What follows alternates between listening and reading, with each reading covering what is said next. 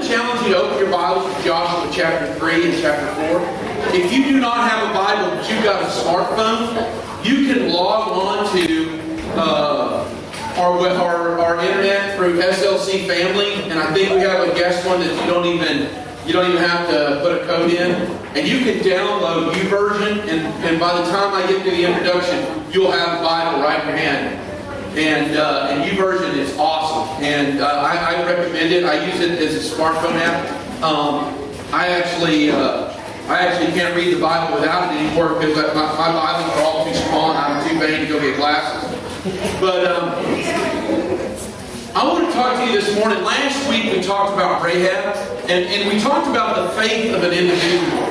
And we talked about how God worked in the life of an individual person. And today I want us to continue on, and I want to talk a little bit about how God worked in, how faith, God worked through this faith of an entire nation. An entire nation went across the Jordan River at max, the max the river could be. When that river reaches its max, I don't know if you know this or not, but it's almost a mile across the Jordan River. And at sometimes, during the year when it's down at its least, it's only a few hundred feet. So across, and it's easy to wade across. It's almost just this rocky, little stream. And then, but when it gets rainy season and it gets, the winds get rough and it gets terrible, I'm going to tell you something. It gets out of bank. And when it does, it's a long ways across. But I want to talk to you just quickly. You look at this book of Joshua, and the first thing that you kind of think is you go, well, that happened thousands of years ago, and it happened to the nation of Israel, and how does that really apply to my life? But I want you to know that this story that we're about to cover in these 2 chapters, I'm going to tell you something. This applies to your life today. This moment. This time in your life. Because you know what? This is the thing is, if you're a Christian, you're either an overcomer or you're being overcome. You might write that down. You're either an overcomer or you're being overcome. It breaks my heart sometimes. I'll go on Facebook and I'll just see a Facebook post from somebody and it just seems like their life is like always continually on some edge. It's like this. It's like their life is even, and they claim to be a believer. They claim to be a follower of Christ, but it always seems like they're just about, not forwards, but almost backwards, about to topple off the edge. And it breaks my heart when I see that because I know that that's not God's intention for us. That's not the way Christ wants us to live. He wants us to live as a victor. He doesn't want us to live as someone who is a victim. He wants us to live as a victor. Everything about the book of Joshua is this. I guarantee you can get this theme out of the book of Joshua. It's be strong and courageous because you know what? You're going to win and I'm going to make sure you win. If you just follow me, I'm going to make sure you win. That's what Joshua is saying in this book. He's saying, without a doubt, I'm going to make sure that you are, or God's going to say, I'm going to make sure you are victorious.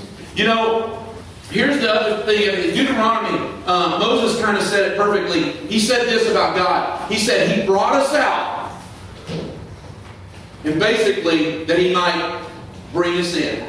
See, He brought us out, pulled us away in order that He might bring us in. You see, when they left the Red Sea, when they crossed over the Red Sea and they went into the wilderness, it was God's intention not to bring them out of slavery and then to move them right into the Promised Land. Now the Promised Land, and I've mistakenly done this sometimes, I think, in oversimplifying the Promised Land and saying that that's crossing over the Jordan and it's kind of like death. But that's not what I think that God's teaching us in Joshua. God's not teaching us that the Israelites went into the Promised Land and then they died. No, He told them, He said, you're going to continue to conquer. You're going to continue to overcome. You're going to continue to battle. You're going to continue to have these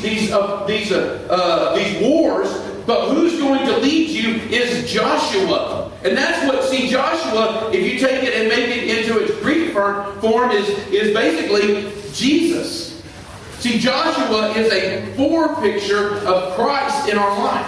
And so when we accept Jesus Christ as our Savior, we go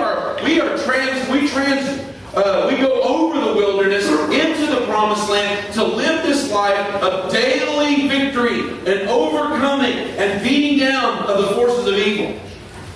To many of people, to many of us, though, we want to remain. We want to live in the sense of unbelief. You remember when Joshua and Caleb came back and they said, "We can take it. We'll take it." And the people said, "No, we'll just stay over here." And then what happened was this 40 years. For 40 years, Joshua and Caleb they were always thinking in their heart, we could have taken it. But now we're waiting until these people are judged for their unbelief. So many churches today, so many churches are sitting almost empty. And they're sitting almost empty because at one time, I believe that people were challenged by God to go to the next level, to reach that community, to do what God called them to do. And you know what the people said in their hearts? No, that's just too big of a thing to do. That's just too hard. That's why as we begin as a church, we want to lay out a vision that says, listen, we can do this. God has called us. Unbelief says this. Let's go back where it's safe.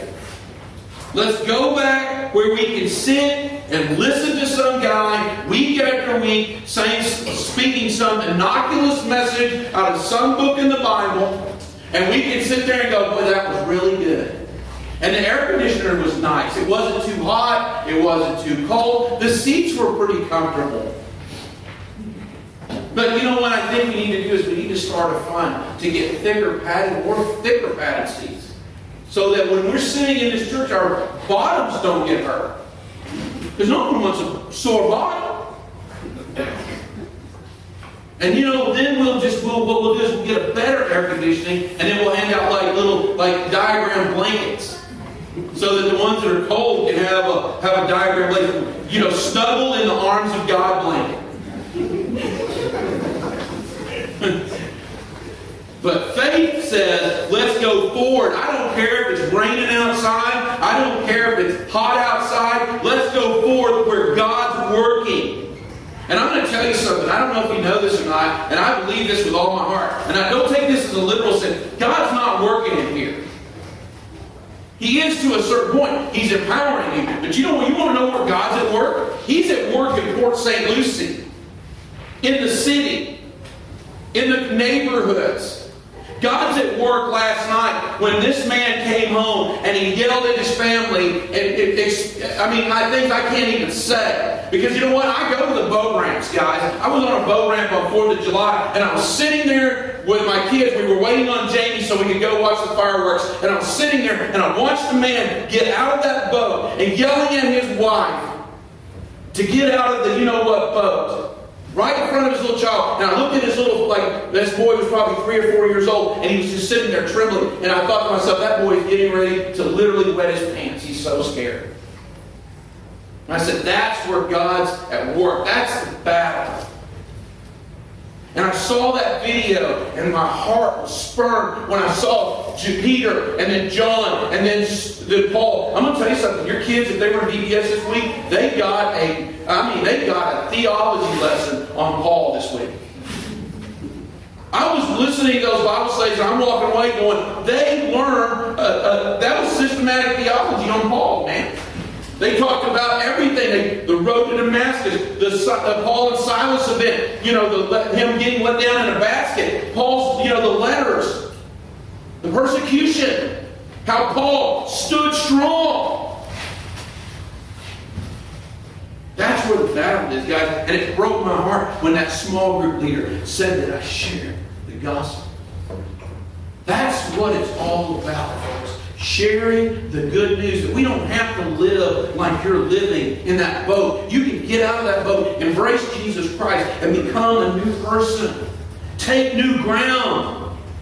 See, faith says that let's go forward. Let's go where God's working. Let's don't go back.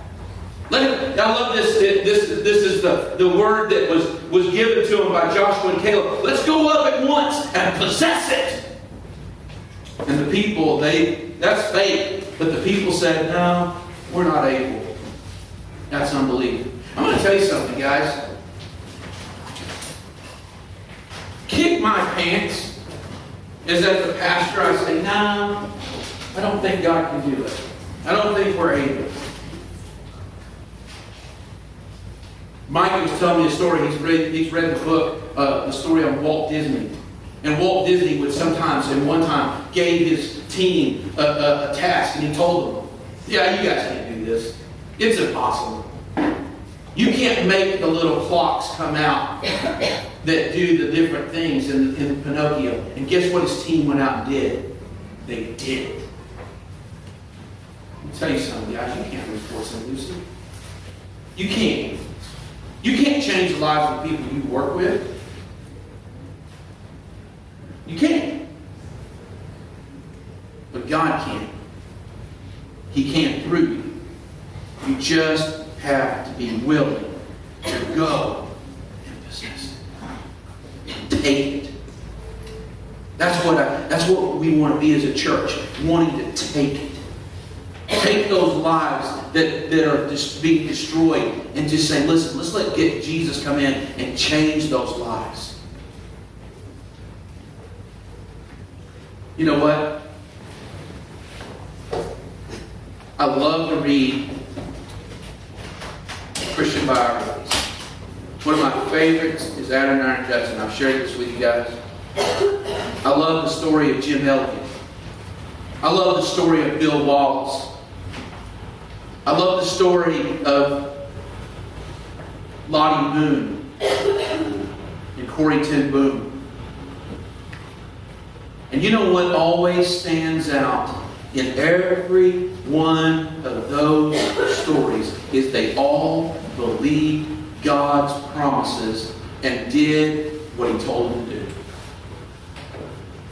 That's one of the things I love about Adoniram Judson. Adoniram Judson just jumped off the planet.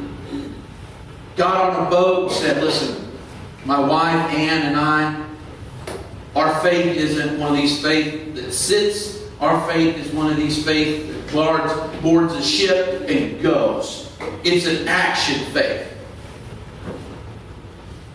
It's an action faith. These were men and women that God honored them because they believed His Word and they did what He told them to do. God has changed. You know, I think this is one of the things that concerns me about modern Christianity in America is God hasn't changed. The Scripture hasn't changed. What has changed is we as a people have changed. We no longer believe God and act in faith. We no longer trust God and do what He tells us to do. You know, I've been kind of, I don't know if I would call it nostalgic this week. I think it's been a borderline depressed. And I've been a little depressed this week because this week we called together, it was a week ago actually, we called together and we sent out this first letter of people that we had come in contact with that said, hey, we want to plant a new church. And 3 families showed up 12 years ago last week. They sat in our little house over on Sim Circle when we lived in South Bend. And we shared the vision 12 years ago about this church. And so this week, I've been a little nostalgic because, you know, I'm going to tell you, I'll be honest with you, I'm going. I love to start churches. But God has me where He wants me.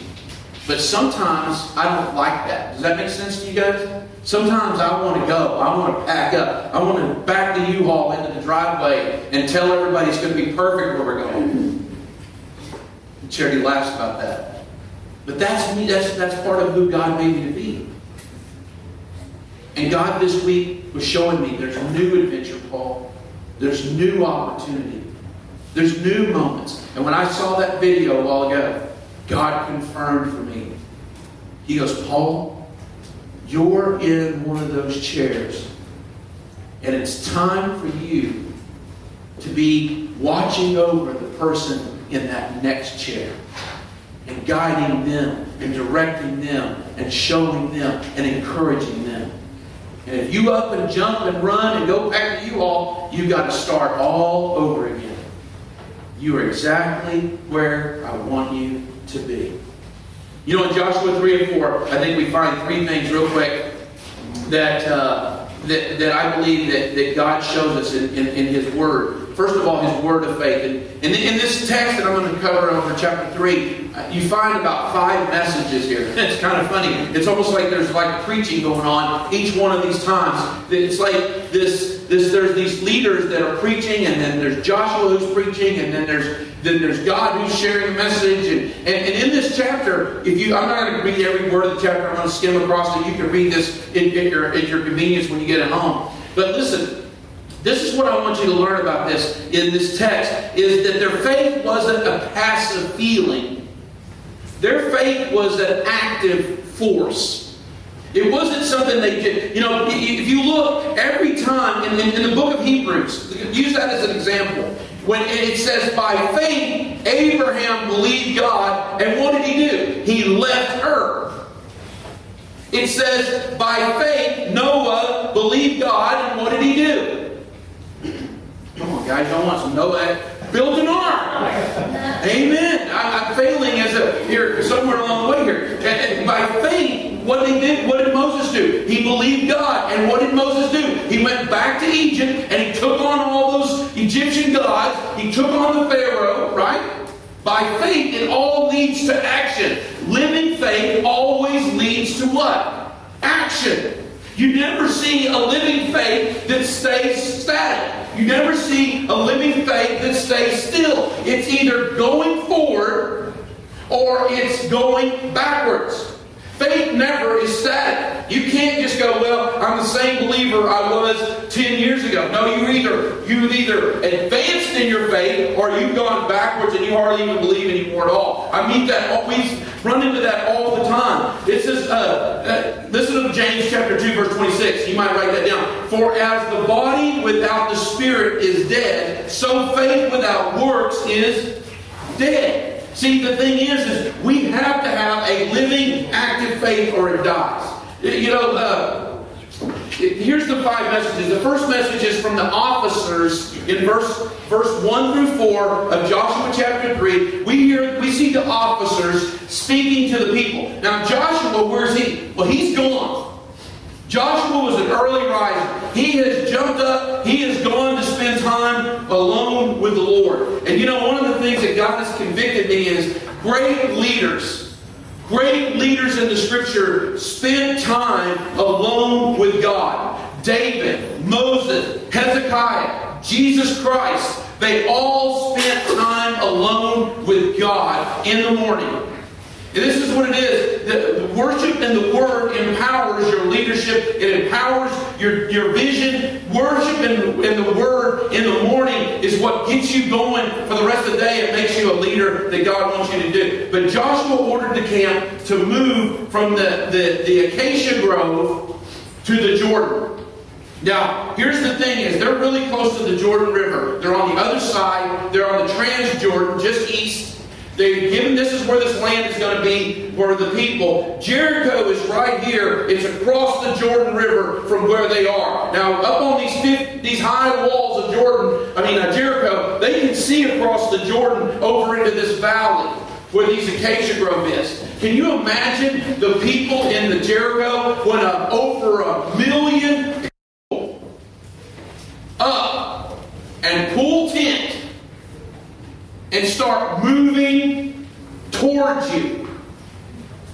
I don't know about you guys, but when there's a force of over 1 million people drop tent, pack up their stuff, and start to move towards you, you're going to start to get really scared. They know, the people of Jericho by this point, they know that something is getting ready to happen. And then what happens is the officers, they tell them, all right, listen, we're going to take up the ark of the Lord.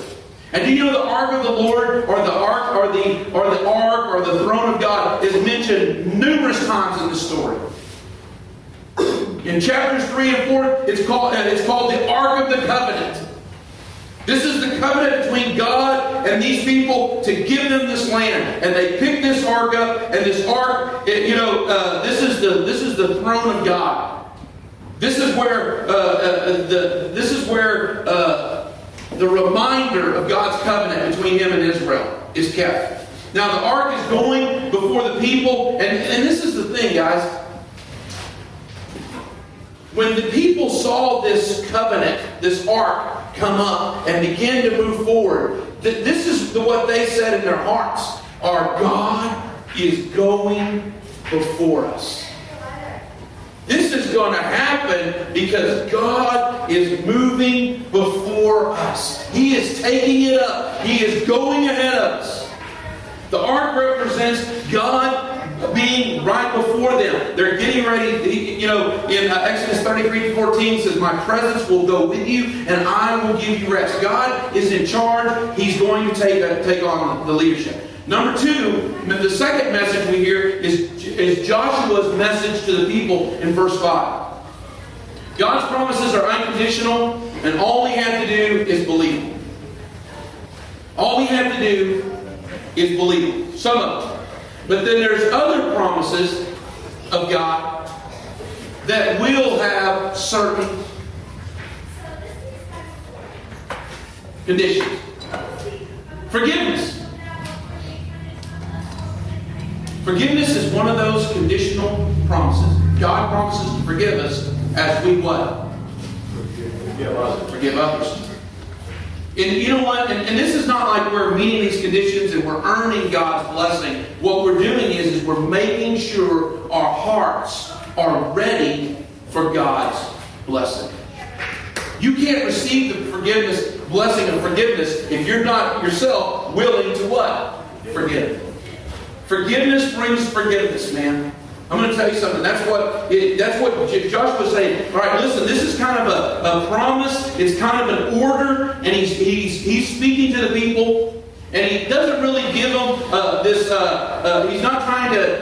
He's just trying to lay out a plan of sanctification. Sanctify yourselves. This imagery is an imagery of taking a shower, taking a bath. In the Middle East at this time, guys, water was not a resource that they had where they just turned on the spigot. How many of you, has anyone in this place ever, for whatever reason, either you didn't pay your bill, or the weather, or you lost electricity and you were on a well, how many of you have ever really gone without water? A lot of us, right? And you know, God, days. What happens when you go days without water? Smell. You begin to stink it. You see? And what happens is your body begins to secrete odors. I think it's a good practice to at least take a shower once a day. Some people, they take 2, and that may be not a bad thing for them. I don't know. Everybody has a certain level of tolerance there. Mine's, I like a good bath before I go to bed every night. That's the best feeling in the world. These people didn't have that luxury. So what Joshua is calling them to do is he's calling them to cleanse themselves, to wash your body, to change your clothes. This is a symbol of a making of a new beginning with the Lord. Since sin is a picture of defilement, washing and changing your clothes is a picture of a new beginning. After David confessed his sins, what he did? He took a bath and cleaned, and he changed his clothes. This imagery also goes over into the New Testament. But this promise was that the Lord would do wonders among them. For them to clean up to get off all these old clothes and to begin to move forward. Now, Joshua's message to the priests is very simple. Here's the responsibility that was given to them. And that is that they were to take the ark, and this river that's rushing, this river that is a mile wide, it's kicking it right down through this valley. And what's happening is you look into that river, and most of those people, they didn't swim for recreation. Most of those people, and I imagine probably 100% of those priests, could not swim at all. See, we're a swimming people. We get in our swimsuits, we go down to the beach, we hang out. If you look back into the early 1900s, shark attack goes from this to here. Does anyone know why? More people swimming. Back in the 1800s, not very many people that I don't really care about the swimming thing, not interested in going in the ocean, don't really want to go in the lakes or rivers. We just they didn't do it. Then, and culturally, our nation and our world became a swimming group. These people didn't swim. So they're told by Joshua, all right, listen, I know the river's at flood stage. I want you guys to take the ark, and I want you to go forward and go into it. You know, I just sit there and I think to myself as a leader, as a person, and you guys are all a nation of priests. You're a church, as a follower in Jesus Christ, you are one of these people. The first thing you're looking at me and you're saying, oh, that's talking about Pastor Paul, the priest. No, that's not what the Bible teaches. The Bible teaches that every believer, we're a kingdom of priests. You have the same access to God through Jesus Christ that these dudes had then. You don't have to go through a veil. You don't have to go through the Ark of the Covenant. You go right straight because Jesus is that. Jesus writ that. He is our way. Jesus said in John 14:6, no man comes unto the Father but by me. That's a gift that we're given. And it said it took faith that these priests did do their job. They trusted God. They relied on the faithfulness of God. And they stepped into the river. And guess what God did? Here's the message of the Lord to Joshua in verses 7 through 8. And this is the thing. Moses led the nation through the Red Sea, and that miracle was magnified. It magnified Moses before the people. Can you imagine? Here's Charlton Heston. Steps up there with that staff and puts it out there. And what happens? The wind begins to blow. And then the wind blows a big old pathway right through the Red Sea. And then what happens? The people walk on dry land across the Red Sea. What's going to happen when now these people for 40 years in the desert have wandered around? Most of those kids didn't see that. They heard about it. They don't remember the Dead Sea experience. The Red Sea experience. Thank you, whoever said that. I appreciate that. The Red Sea experience. They don't remember that. They were not born, some of them. The same thing's going to happen in the life of Joshua. Joshua says we're going across this raging river. What's he going to tell them to do? Start swimming? Let's build boats? How long do you think it's going to take from the boat across this thing? Both Moses and Joshua had received their authority from the Lord before these miracles. And the miracles gave them stature before the people. People were following because guess what? They saw God at work. The next one is Joshua's message to the people. Having instructed the priests to bearing the ark, Joshua then shared the words of the Lord with the people. He didn't magnify himself. He magnified the Lord, and he gave a gracious blessing to the nation of Israel. True spiritual leadership focuses the eyes of God's people on the Lord and not on his own greatness. Joshua didn't give the people a religious pep talk. He just simply reminded them of God's promise and said, let's take the land. Let's go across.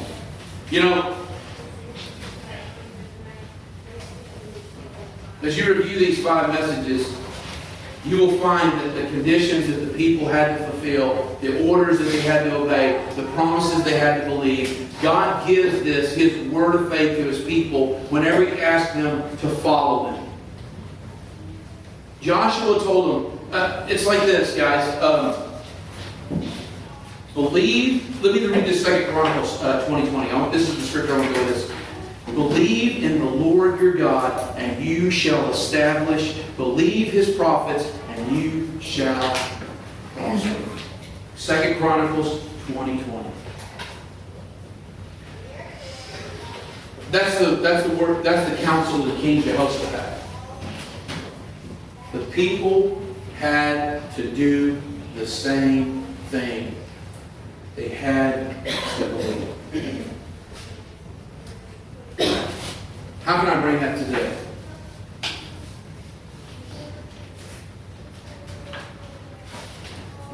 This whole message series, God laid on my heart to preach this whole message series out of Joshua. I don't necessarily 100% know if it was for you or for me. Because there's times as a leader that you go, really, God? Is this really what you want to do? And sometimes it takes, stepping out there and putting yourself out to fail.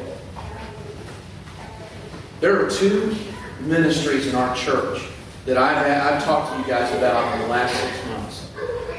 That I'll be honest with you, scares me. And I don't have a problem admitting that because I think that's just being real. But I believe to trust God, we've got to do it because I believe He's called us to do it. Number one is going to 2 services. That scares me. I don't want to divide the church and cause us to be divided and not have the momentum that we experience week after week by having either an almost full service or an all the way full service. But that's not what's important. What's important is obedience. You know what the second one is? Building a building. Building a building is going to take an enormous amount of believing God and trusting God and just believing His promise. So what I'm asking you guys and I'm sharing with you guys is this. Believe in the Lord your God. Don't believe in me. I'm just a man. I'm a pastor. I try to be a pretty good pastor. I wouldn't consider myself a great pastor. I'm okay. But believe in the Lord your God because He is awesome. When I looked at them and I saw that video with Peter and John and Paul and then that Sunday that small group leader and then that young girl, I said to myself, God, you're powerful enough to send your message through thousands and thousands of generations. And it will be so. We just have to believe. So that's the word of faith. The second thing I want to talk to you about is the walk of faith. This is what's going to have to happen, guys. We're going to have to get our feet wet. That's what's going to happen. We are not going to make any progress as a church, and we're not going to make any progress in our personal lives unless we're willing to get our feet wet. You want that thing in your life, that maybe it's your relationship with your husband or your wife. Maybe it's that relationship and you want that to be better. You know what you're going to have to do? You're going to have to get your feet wet.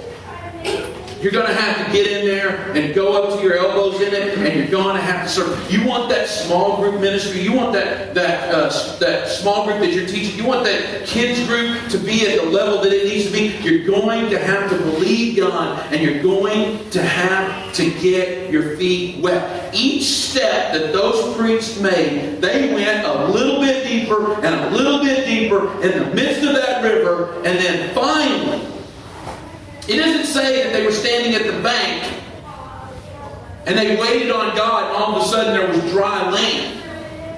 No, they took steps. They took steps into that water, and in the midst of that water, they began to walk on dry ground. When God opened the Red Sea, He used a strong wind that blew, and it blew, and the sea parted by the outstretched arm of Moses' rod, the leader.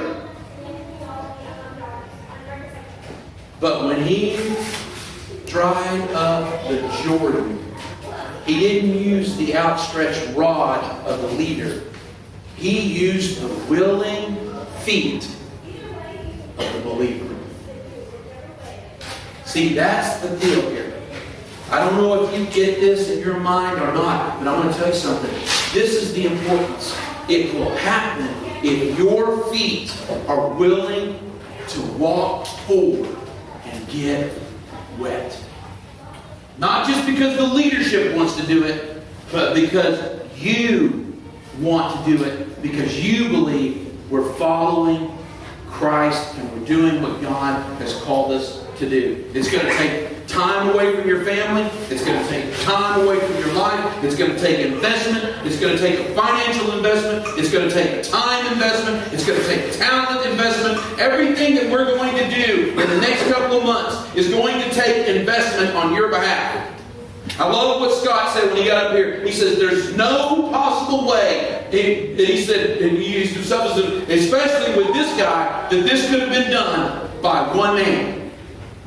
And I'm going to tell you, when it comes to the next step of this church, it is impossible for this to be done by just a few people. It's going to take all the people. It's going to take every single one of you to make this what God wants it to be. You're going to have to trust. You're going to have to lay it before Him, and you're going to have to trust Him.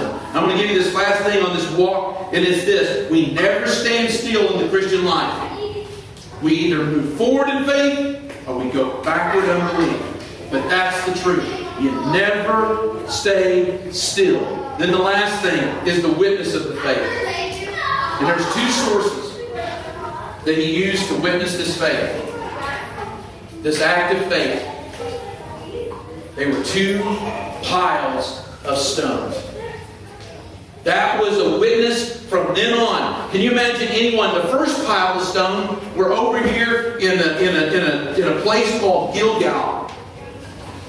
And they took those stones to Gilgal and they piled them up. Can you imagine whenever somebody said, hey, he said, well, we're running down to the Bass Pro Shops at Gilgal. You guys need anything? No. But we thought we might go by Kohl's. Okay, well, we're going to Kohl's over there. Kohl's didn't go. Kohl's, didn't they build it right next to the big 12 stones that were piled up there? Sure. So it's on Stone Boulevard. Yeah, okay, so we're heading over. And so you're driving around the traffic circle, and right in the middle of the city is these 12 stones by Kohl's. And what did you look over there, and the kids in the car go, Mom, what are those 12 stones doing in the traffic circle over by Kohl's? And you say, honey, when God gave us the land, we crossed over the Jordan River. And those stones are a reminder of what God did in our life. Now here's where I believe those stones belong. I believe those stones belong as a symbol, as a picture, as a reminder. What they don't belong as is an object or a position in our life of worship. What belongs in that position is the God who gave us the victory, who gave us the opportunity, who gave us the position, who gave us that place in our life that those stones represent. And there was a second set of stones that they piled up. You know where they piled them up? In the river. That doesn't make sense, because when you pile stones up in a river, what's going to happen? Well, hopefully they're big stones, so they'll stay there, but you'll never see them. Why? The river's on top of them. See, those stones represent the past. There's no going back to Egypt. There's no going back to the wilderness. These stones are to be buried. They're to be washed away. The first verse that I ever memorized as a new believer was 2 Corinthians 5:17. Anyone in Christ is a new creation. Old things are passed away. All things are become new. Those 12 stones are the old. They're the ones that we are to lay aside and say, listen, that's my past. See, every one of us in this room has a past. Every single one of us in this room has a future. What are you going to focus on? What are you going to focus on?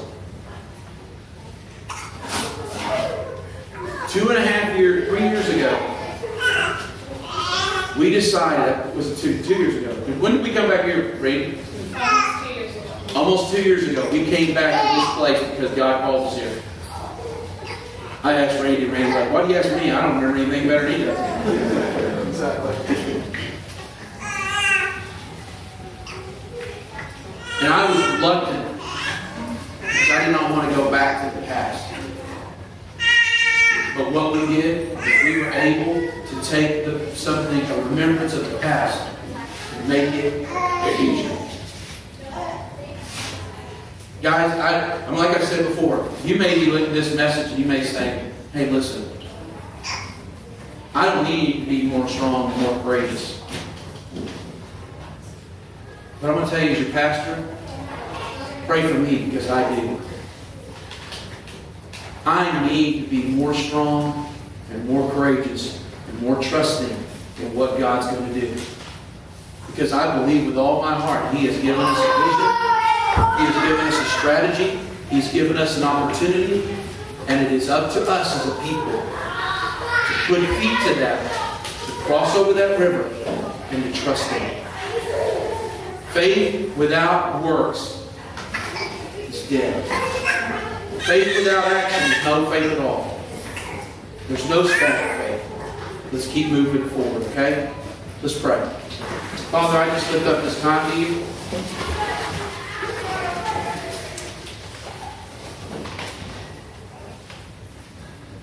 We've had an incredible week of VBS, guys. We've had an incredible opportunity laid before us.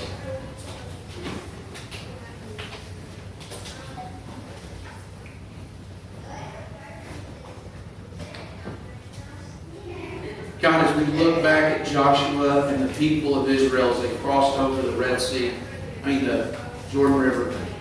Sorry, man.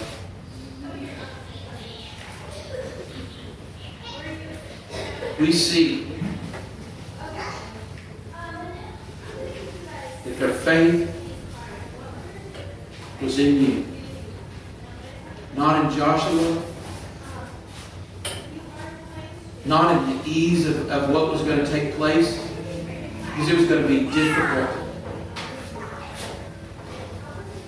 But God, their faith was in you.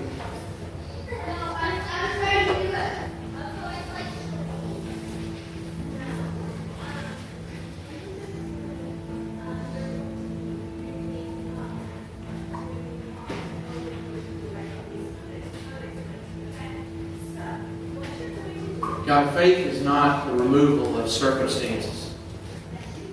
It's not the removal of obstacles.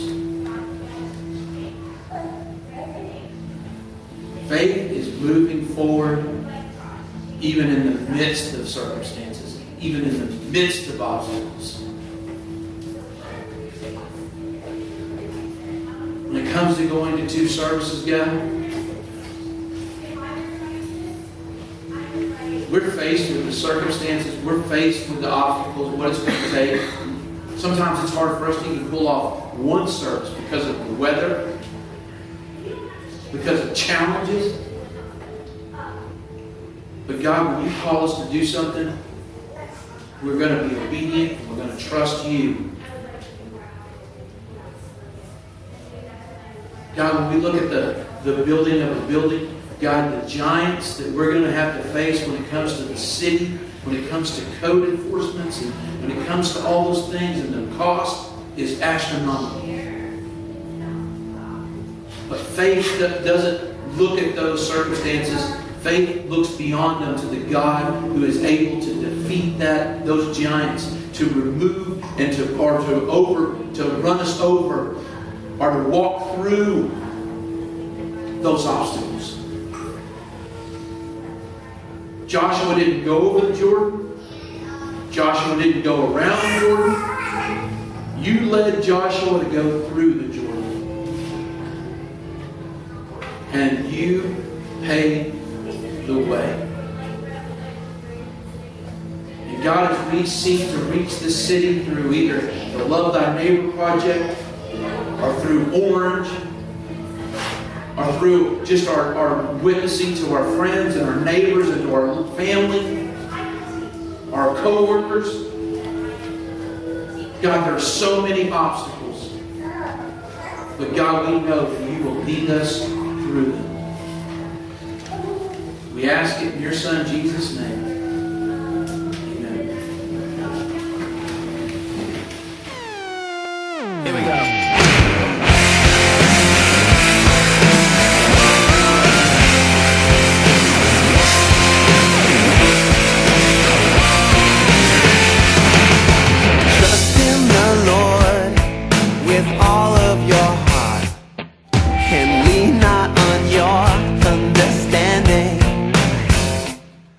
In all of your ways, acknowledge Him, and He will make your path straight. 'Cause this is the adventure you were born for, walking with God, and God walking with you. The adventure you were born for,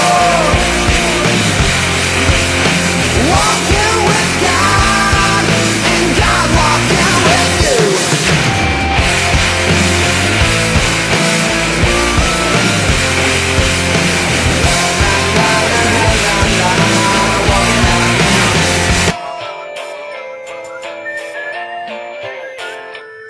So in all of your ways, acknowledge Him.